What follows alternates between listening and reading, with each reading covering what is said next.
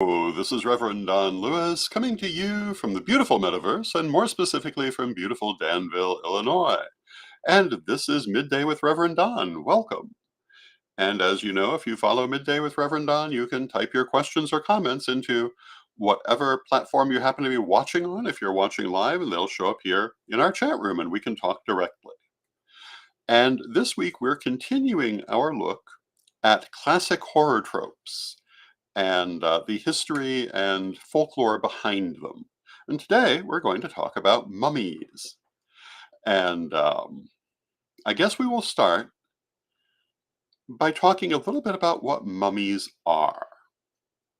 Mummies are bodies that are naturally preserved through drying. And hello to Bimby in the chat room. It's good to see you, Bimby.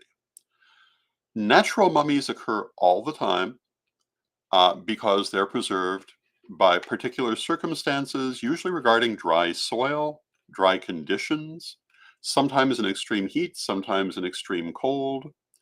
There are natural mummies from much of Africa that were preserved by the dryness and the heat, including pre-dynastic Egypt. There are mummies from the Inca culture, which were preserved by dry circumstances and the cold. And hello to Renee in the chat room. It's good to see you, Renee. There are even dinosaur mummies. There have been maybe half a dozen dinosaur mummies discovered. Most of them were before there was a means to preserve them in that state, but lately there are a couple that have been able to be preserved long enough to be studied, which is fascinating. And what happens is that, if you want to preserve meat to eat it later, one of the things that humankind learned earliest was to dry it. This also works for bodies. If it is dried out, it will tend to be preserved. And hello to Mary Cavalcante in the chat room. Hello to Antonio in the chat room. So this is what a mummy is. And again, there are many of them that are preserved perfectly naturally. There are the mummies of the Tarim Basin in Western China that drastically reevaluated where we thought different people lived in antiquity, who were naturally preserved. There are all sorts of natural mummies. But when we're talking about the role of mummies in the horror genre, we're almost always talking about ancient Egyptian mummies. So let us take a moment to talk about those and what that means.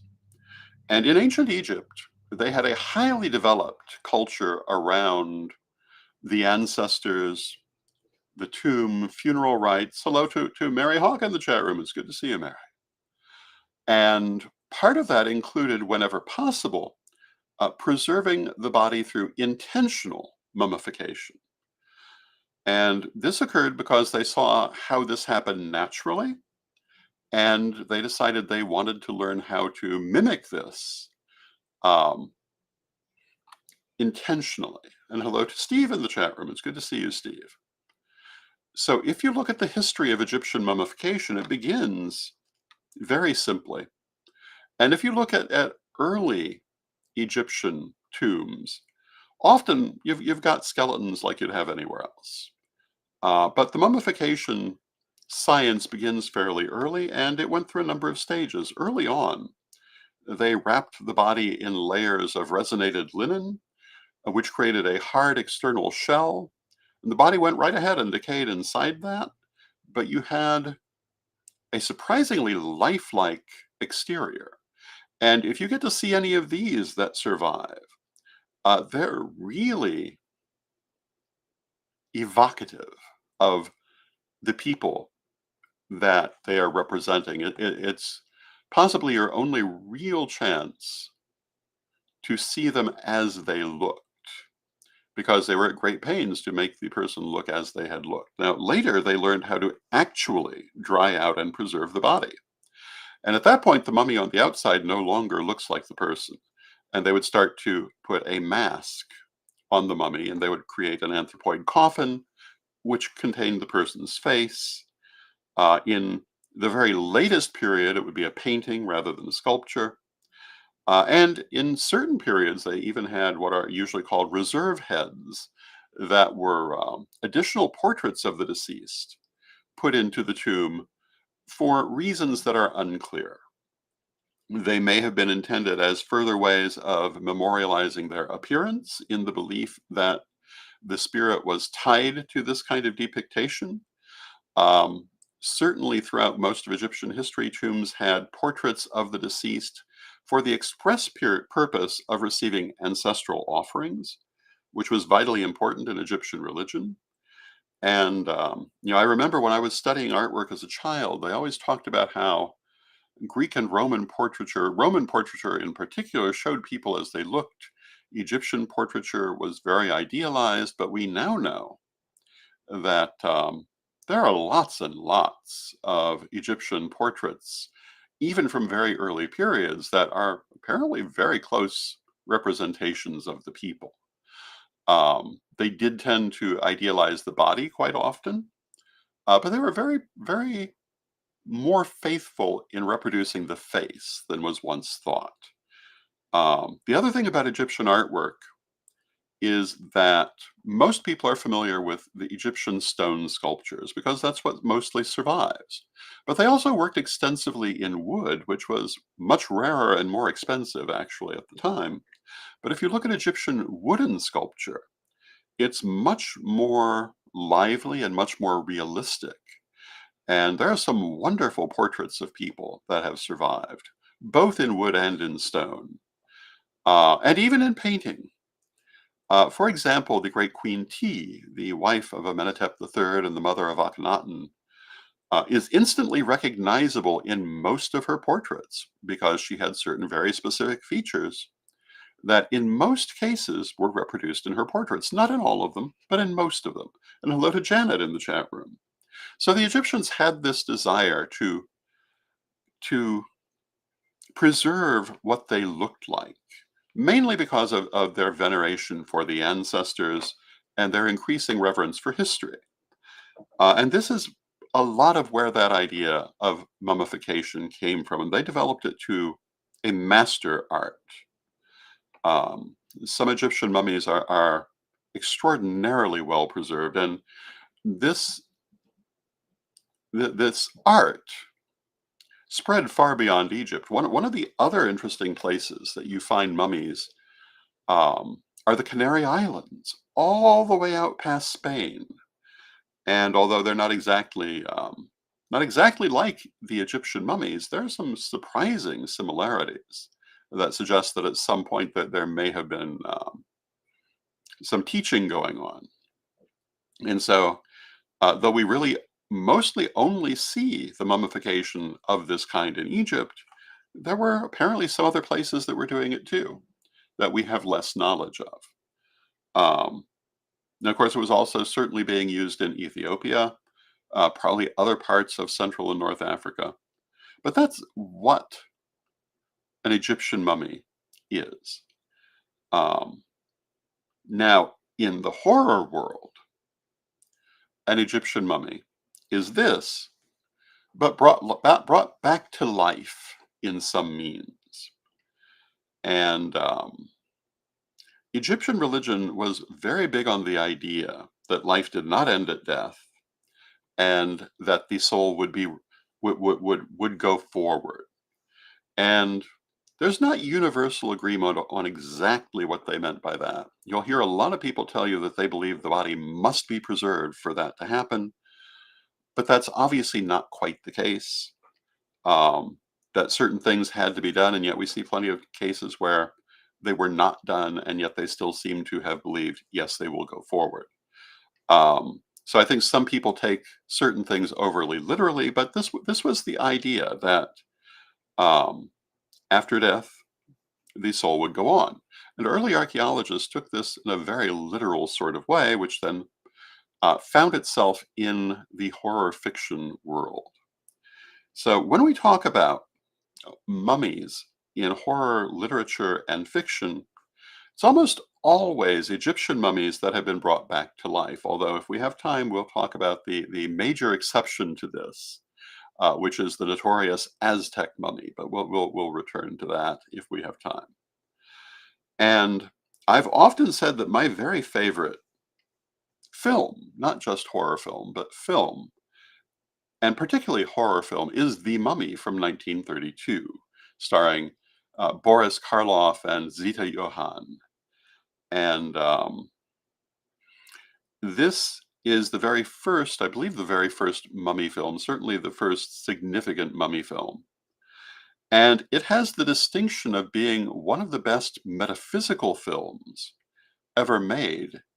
Um, if you do not make the mistake of confusing it with the many sequels that followed, which do not carry any metaphysical aspects to them in real terms. But if you look at the first mummy, the way that it looks at Egyptian religion, the idea of using the scroll of Thoth to raise the dead, the idea, um, the way that the entire story respects Egyptian religion and does not reach for Christian tropes is all very impressive. And the fact that in the end, unlike almost all horror films of that generation, it's not the stalwart boyfriend who rescues the damsel in distress. She rescues herself through the intercession of the goddess Isis, whose reality is not for a moment questioned, and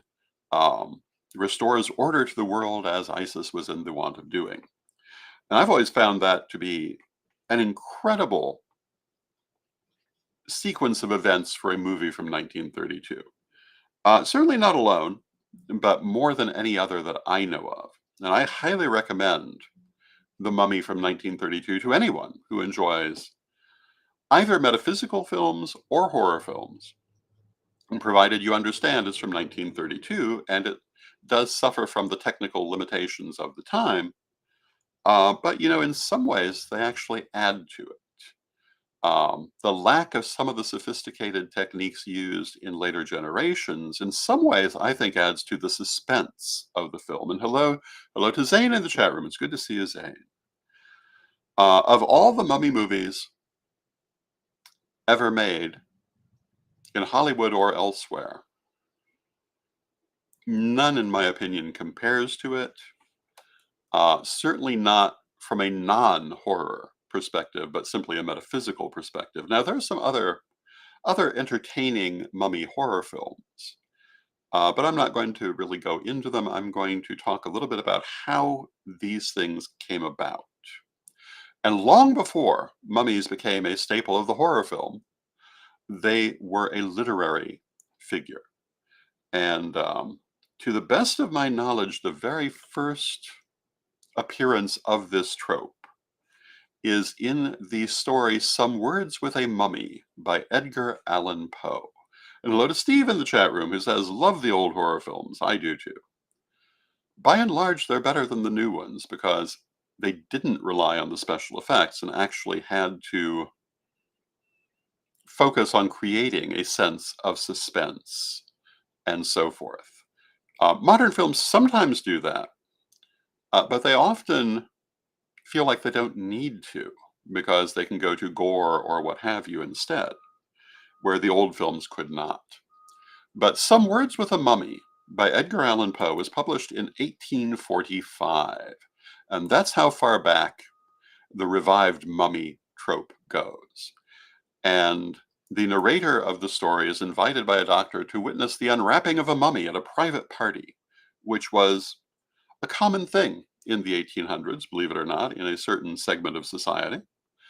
And they unwrap the mummy, and having done that, they decide to try to revive it with electricity. We were talking about this yesterday in discussing Frankenstein, that in the early 19th century, there were a lot of ideas that electricity could be used to revive the dead. And there were actual scientific experiments along this line. And this novel, or this book rather, presents this as a perfectly ordinary occurrence. The mummy is brought back to life and proves to be a most interesting character. You would almost think the mummy comes from the early 21st century because it comes equipped with rather provocatively expressed and overdeveloped opinions on every single subject, um, to the offense of its hosts, who regret ever having brought it back to life. Starting with a critique of the problems of Victorian clothing and why ancient clothing was better, and moving through every other thing that the mummy can find wrong in the modern world. It's worth the reading. It's an interesting story, and in many ways, much more of a critique of the early 19th century than anything else. But it's a classic piece of Poe. Um, I don't think anyone will be surprised to find Bram Stoker intimately involved in the development of the modern mummy mythos with his novel, The Jewel of the Seven Stars. And if you follow this kind of horror film, and Mary says, "Did the mummy speak English?" I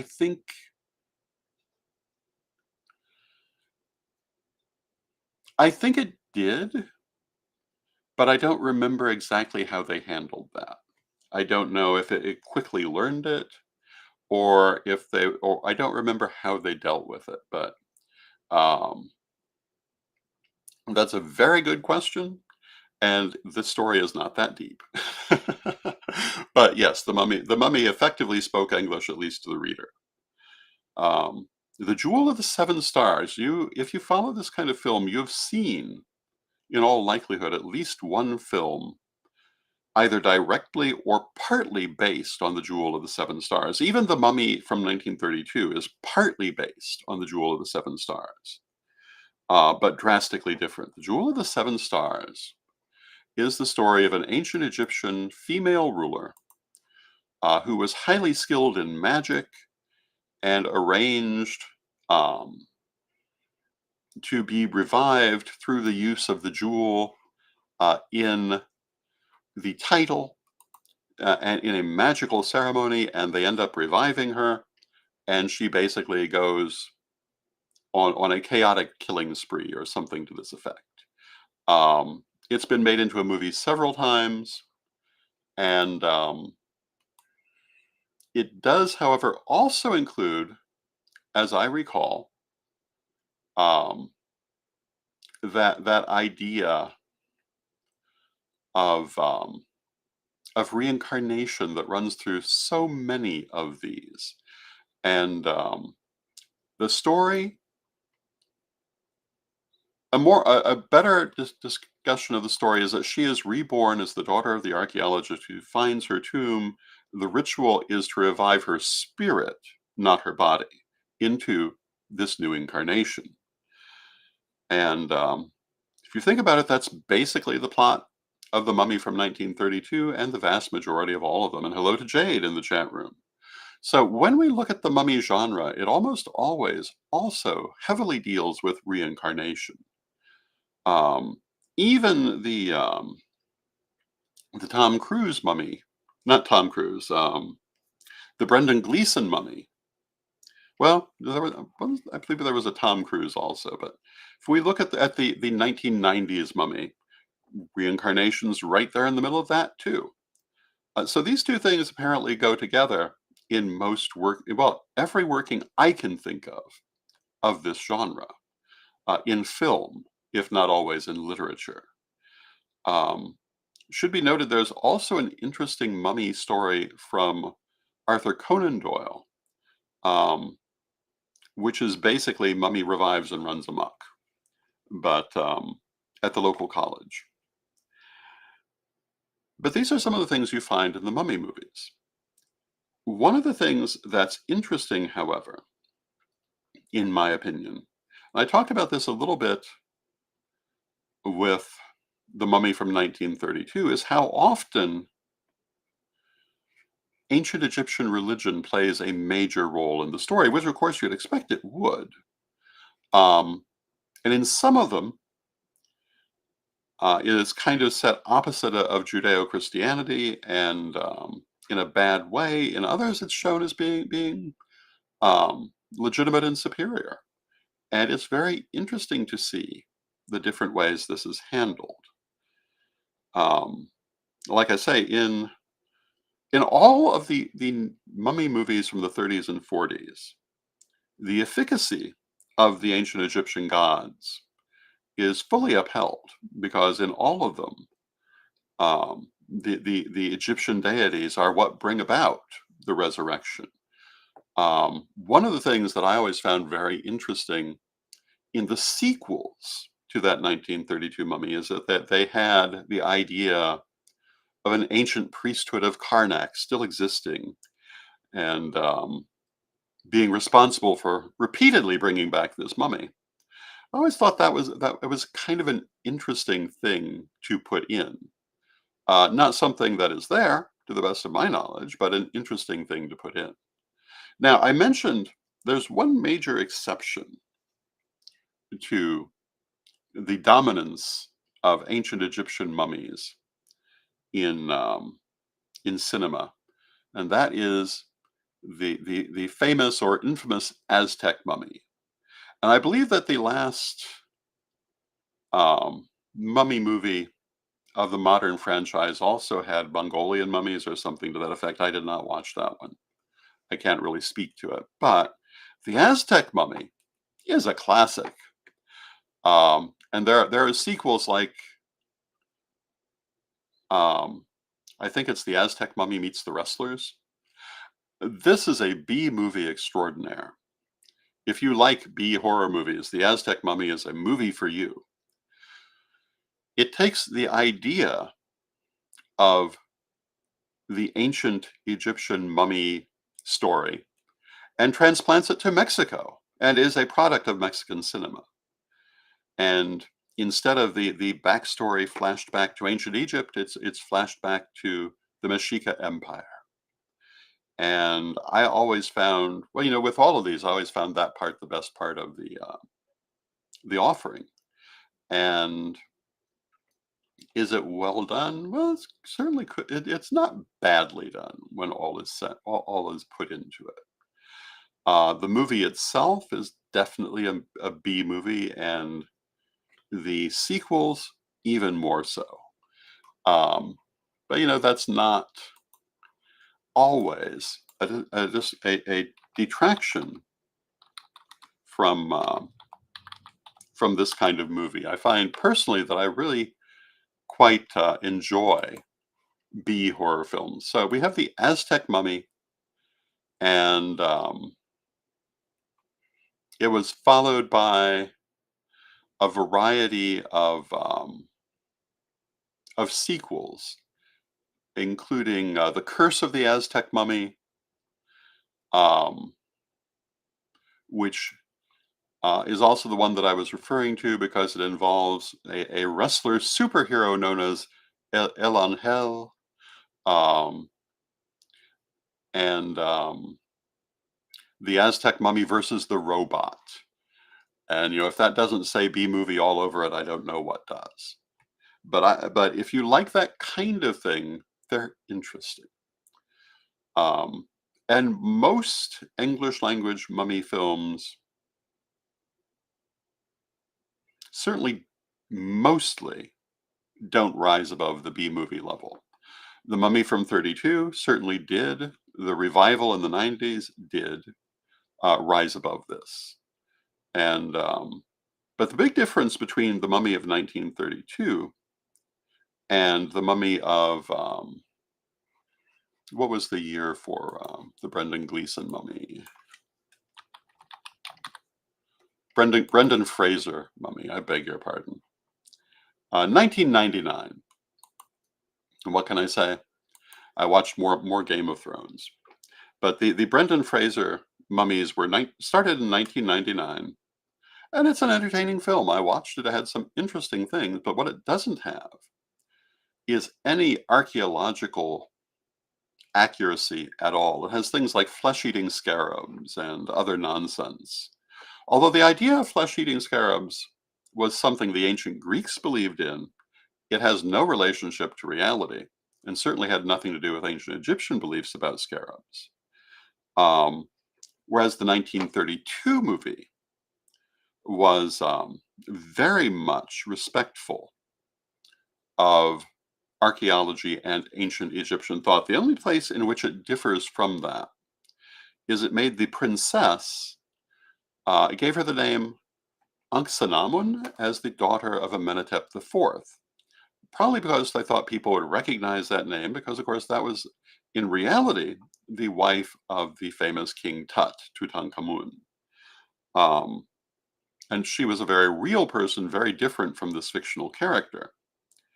Um, but in most other ways, if you are a devotee of ancient Egypt, this film should not offend you particularly.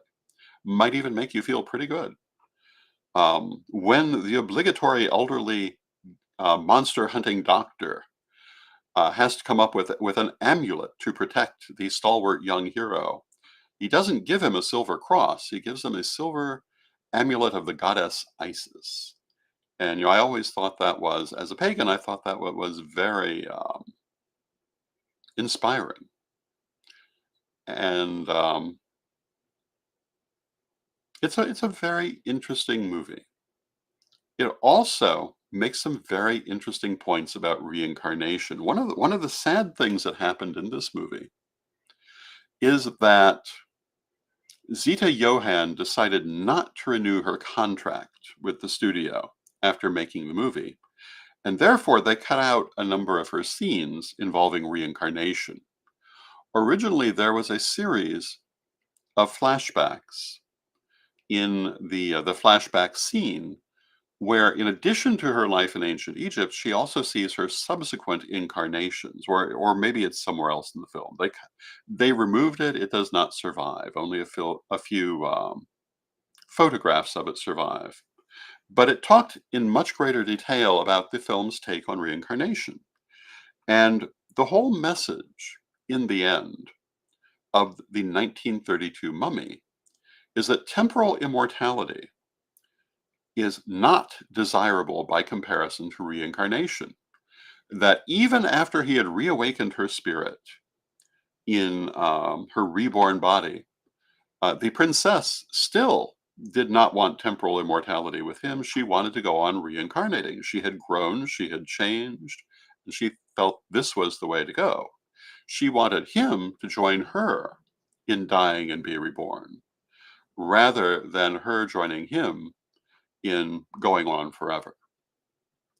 And that, too, in my opinion, is very deep. And like I say, because they cut those scenes, the message is not quite as strong as it would have been, but it's still pretty strong. And as a pagan, it's one of only a few films that I can recommend as, in my opinion, a pretty accurate metaphysical film within the context of being a fantasy, um, with some really good points in it. It's not the only one, but it's the one that I most recommend. And a few years ago, I did Reverend Don's Library of Horror. We may do some more of them. The thing is, they take a certain amount of time to put together. Um, but we may do some more in the future. But of course, this was not one of them, because it is not in the public domain, because they're not going to let go of that film for anything. Because even all these years later, it is a classic. It is very, very popular. I'm sure eventually it will end up in the public domain. But all the films we did were in the public domain.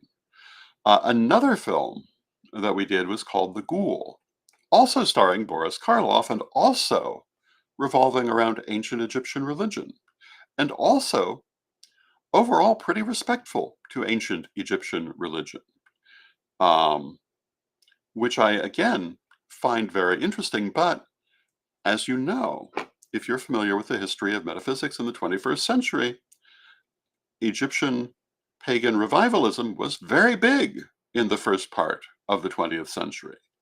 And I'm sure they knew that there were plenty of people who would be watching these films who were not strangers to what was being discussed. And apparently the people who wrote them were not either. And so these are some of the interesting things about um, these early films that you don't find running throughout the entire mummy horror trope, but you find it in many places. So with that, I see we've come to the end of our half hour. Tomorrow, I will have Chris Copeland joining me. We'll be talking about the latest from Corellian Publishing. On Thursday, I had planned an interview with Mark and Dawn Borys, who are known, well, they're well-known psychics, but they have had to cancel at this moment, and I'll be presently announcing what I will be doing on Thursday. But I hope that you'll join me tomorrow, and let us close with our prayer, as we always do.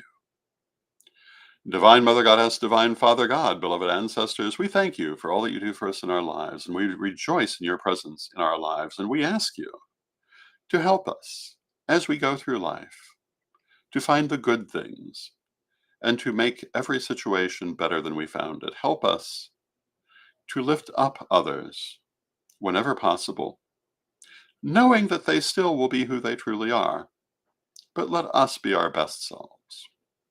Help us to move forward in serenity and grace. And unlike the hero of the 1932 Mummy, let us accept the changes that come to us and go through the many changes of life and death and rebirth that await us with joy and growth. Beloved Mother Goddess, beloved Father God, beloved ancestors, we thank you with great love and thanks, and may you be blessed now and always. And I thank you with great love and thanks, and I will hope to see you tomorrow. Have a wonderful rest of your day.